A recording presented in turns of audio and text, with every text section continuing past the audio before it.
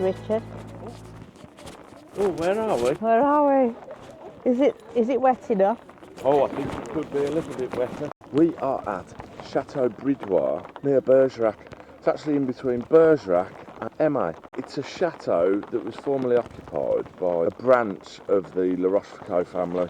It looks quite impressive, so we've got a couple of hours. That's what we're looking at. It's a day for activities.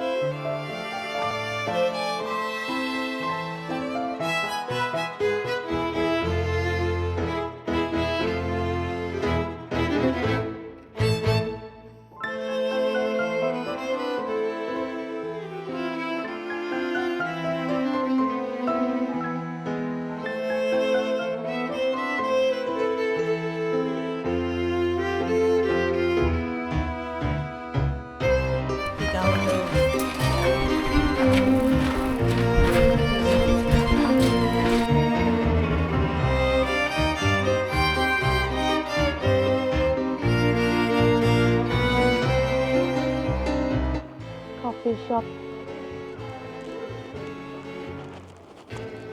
And here's the chateau. And there's Richard. It looks better in the day, in the sunlight.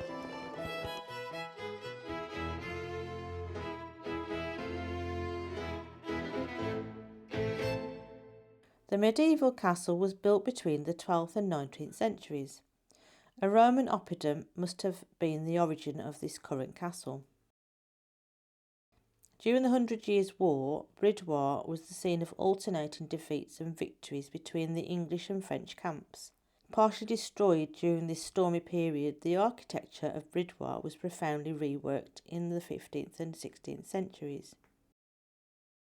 During the Wars of Religion, Bridoire was a Catholic stronghold that challenged its neighbour, Bergerac, an imposing Huguenot fortress. Bridoire suffered a succession of assaults on its walls. Wounds were cruelly etched into its mineral flesh. Amidst this incessant din of weapons, there are fortunately a few breaths of fresh air, like that of July the 30th, 1576. That day is a celebration for the castle. Henri de Navarre, the future King of France, stops for dinner in Bridoire at the home of his friend Blaise de Pardaillac.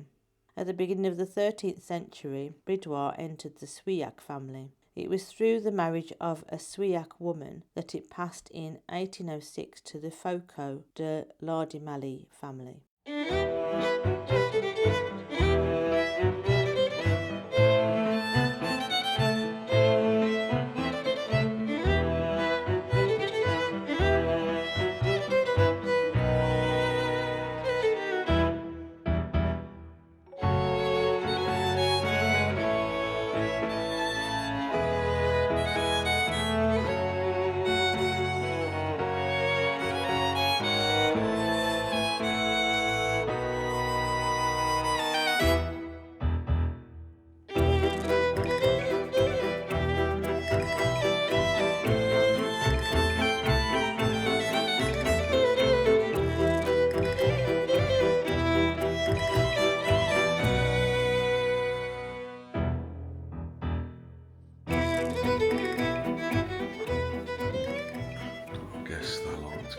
Killing things or hunting. Wonder if I caught that on the land. Peacock.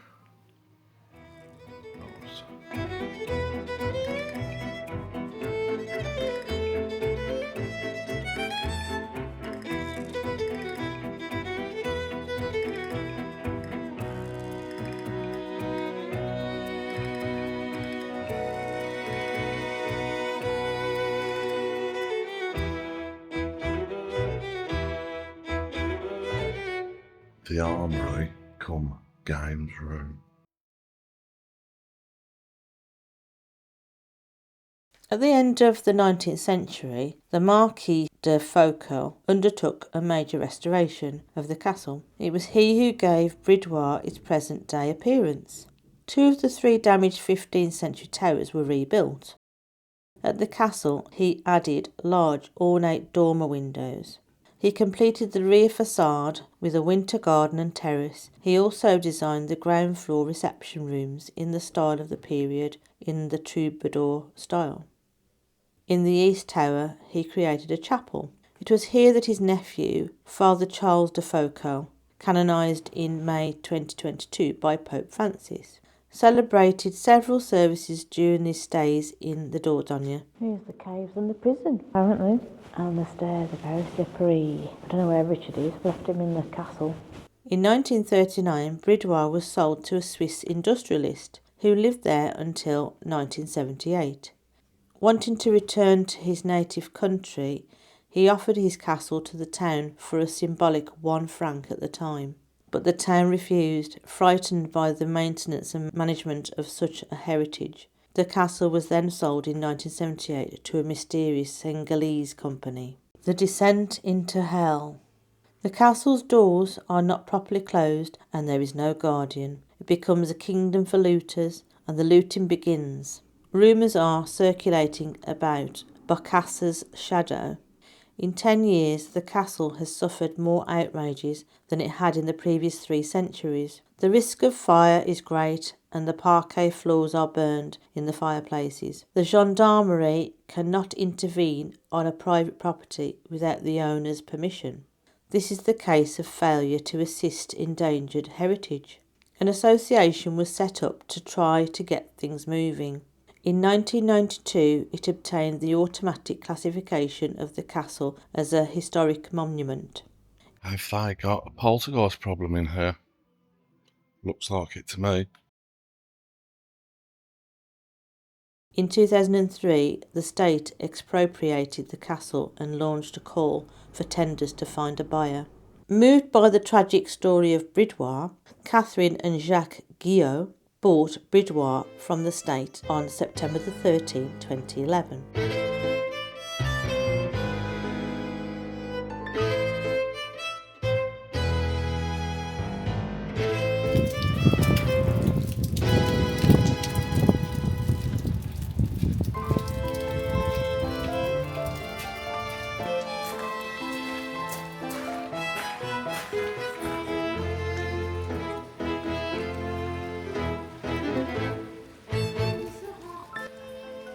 Or the portcullis, that is.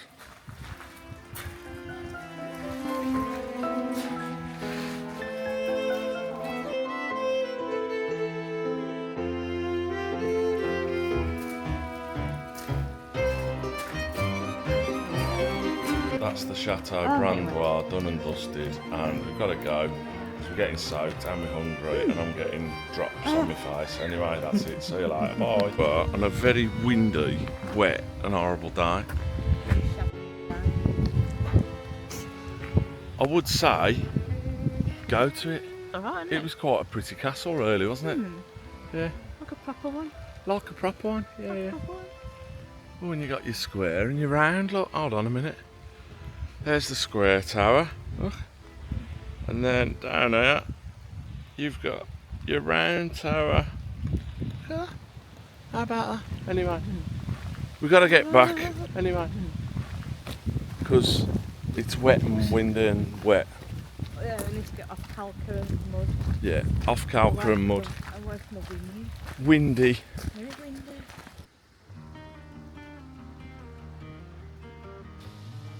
Wow, back in Bergerac. So we're on our way home after the debacle yesterday of the restaurant that was really bad, really bad. We've come back to do another one. I found an alright restaurant, but it was a little bit difficult to do it. I'm just going to get a few pictures. Louise is doing something and then we'll go to the restaurant and have a look.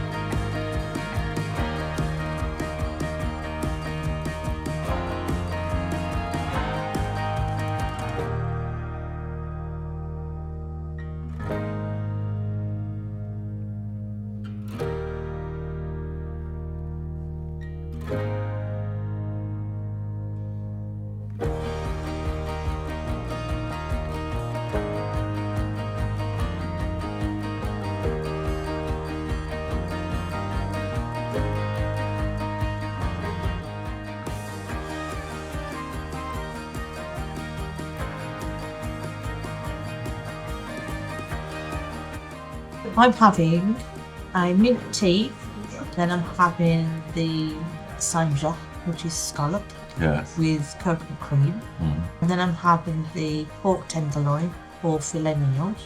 Then I'm having the tart, which is a pear tart. What are you having, Richard? I'm having beef carpaccio to start with shavings of parmesan. Parmesan? Beef carpaccio with shavings of parmesan. Then I am having Mango Panna CottaAll. Give it a brass. What's the name of the restaurant? K24. Kivanka.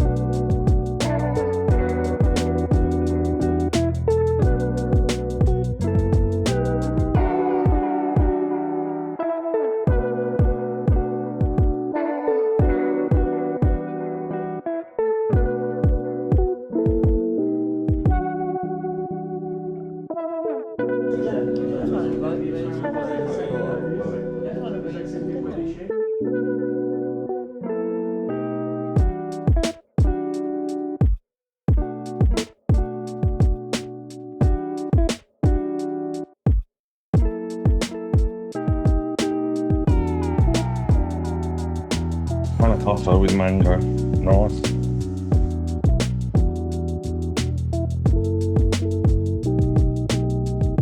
Pear tart. Pear tart.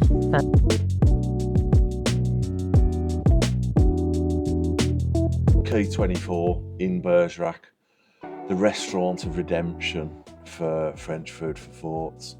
What did you have at K24, Louise? I had, for starters, Saint-Jacques in the coconut cream. What are they? Or scallop, as we like to call them in England, in a lovely coconut cream. Not sure what the flavours were, it might have just been stock. It was lovely. And the main course was loin of pork, or filet mignon, in, I think it was a red wine sauce with mushrooms, lots of thyme, chips and salad. My dessert, pear tart, which was also very nice. Yeah, it was a lovely sauce with the pork. It was a little bit like beef bourguignon, but a pork version. What did you have? I had Carpaccio, which is very thin sliced beef with shavings of parmesan on. In the restaurant I called them parmesan. I think I was going American or something along those lines. There was a small salad of pea shoots. Then I had demi maigre de canard with honey jus, and pudding was a panna cotta with mango coulis. With. And there was also a speculoos dust. Exciting. What did you think of your three courses, darling? I enjoyed them on the whole, really. You tried the Saint-Jacques, didn't you? The scallops in the sauce. That was lovely. They were superb. I've Really got to be honest. nice. They were really I could good. eat those again. Yeah, easy. And you tried the pork as well, didn't you? The pork was lovely. Yeah. I thought it was slightly a bit too dry. You've got to be careful with the filet mignon because there's no fat running through it. You've got to be really careful. Yeah. But it was still nice. And I thought there was a little bit too much time. It was, I ate it all anyway. The sauce was meaty, wasn't it? It was nice. It was a good sauce and lovely. Nice. The dessert, it was a pear half on puff pastry, and it had some caramel on it. That's right. Yeah. Caramel on it as well. And a bit of cream. And then like a chantilly cream. Chantilly cream. Yes. So it was all very nice. I really enjoyed it. Did you enjoy yours? What was your food like? I think I mentioned the carpaccio, which was really nice. I started eating the carpaccio and I thought, this is like raw meat.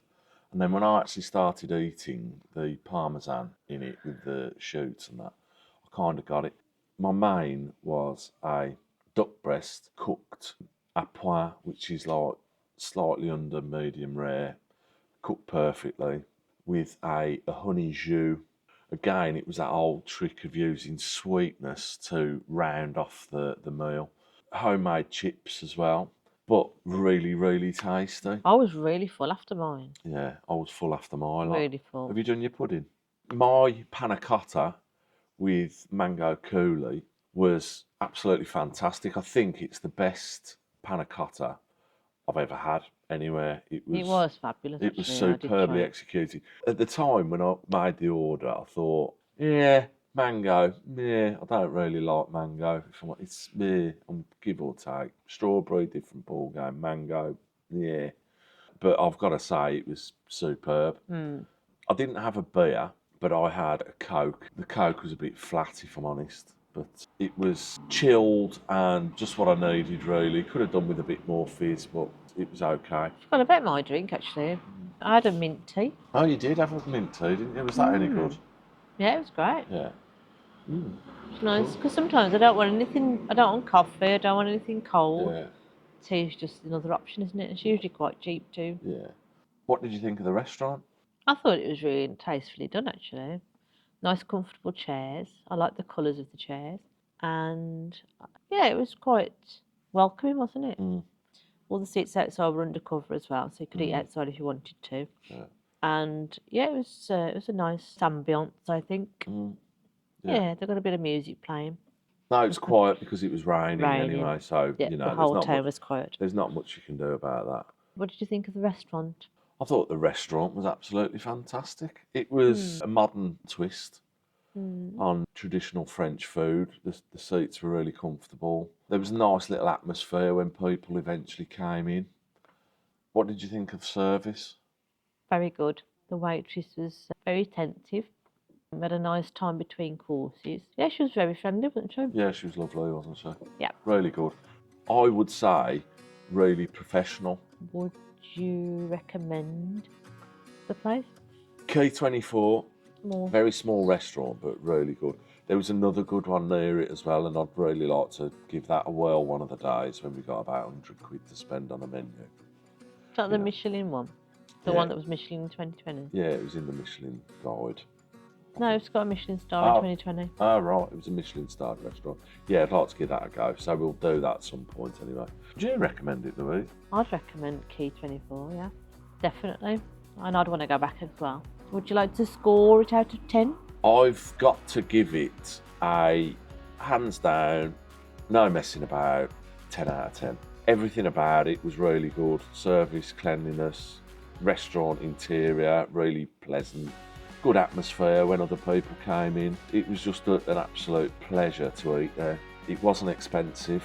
The ingredients were fantastic. At the time when I was eating it, I thought that there wasn't a lot on the plate, if I'm honest. But when I came out of there, I felt really satisfied. It was really good on all levels. Not extortionate. It was relatively cheap for the old part of town. So I'd give it a massive 10 out of 10. No messing. What would you score it, Louise? I would have given it a 10, but I'm going to knock off half a point because the pork was slightly over and there was a little bit too much time. So 9.5 out of 10. Which is still a good score. I'd want to go back again. If you want an authentic, good value, great food restaurant, go to Quai 24. I would say book as well to save being disappointed.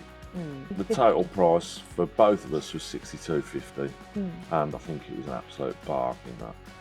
If you enjoyed the video, give us a thumbs up, click like and subscribe and share it with people. Ding the notification bell. Bye. Side by side in the let the sunset glow. Carry us home.